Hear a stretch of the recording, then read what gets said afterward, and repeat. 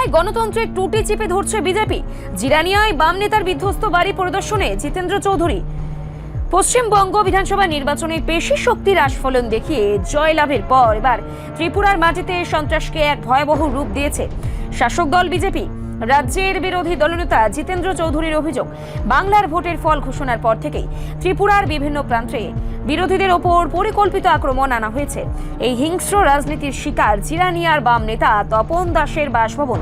গত শনিবার রাতে বুলডোজার নিয়ে গিয়ে সেই বাড়িতে যে তাণ্ডব চালানো হয়েছে তাকে সরাসরি ফ্যাসিবাদী আস্ফলন বলেই অভিহিত করেছেন বিরোধী নেতৃত্ব।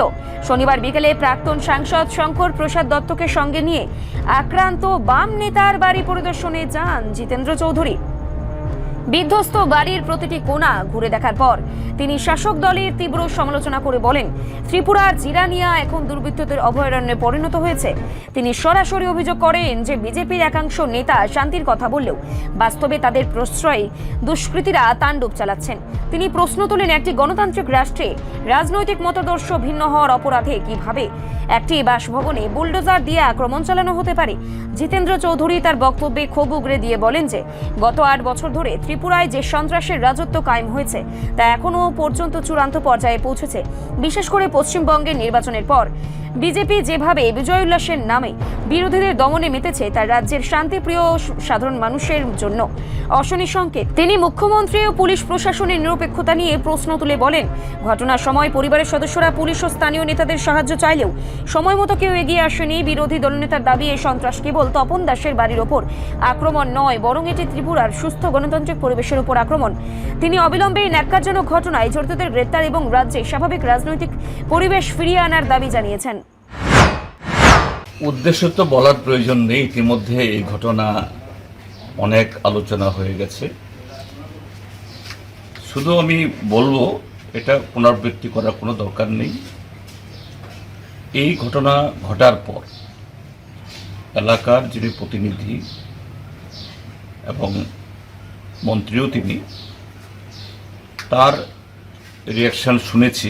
এখন তপন তারাও বলেছেন যে তিনি দুঃখ প্রকাশ করেছেন এবং যারা এই সমস্ত করেছেন বা করতে পারেন, স্বাভাবিক তিনি জানবেন কারা করেছেন, তাদের হয়ে ক্ষমাও চেয়েছেন।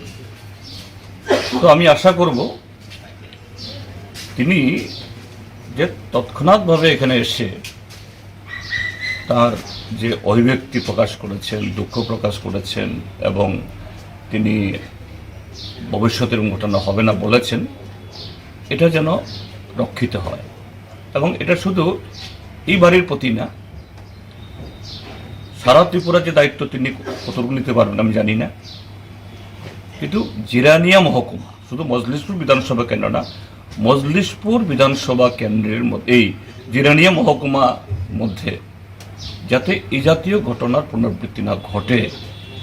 এবং আমার দৃঢ় বিশ্বাস তিনি যদি ভূমিকা নেন, তিনি যদি সত্যি যে সে ধরনের দায়িত্ব পালন করেন, সম্ভব, তার প্রতি আমার সে আস্থা আছে। আগামী দিন তিনি এই কাজে, গত 8 বছর যা হয়ে গেছে, 8 বছর ফিরিয়ে আনা যাবে না। এই 8 বছরে এই হাওড়া নদীতে বহু জল গড়িয়ে গেছে, এই জল আর ফিরবে না।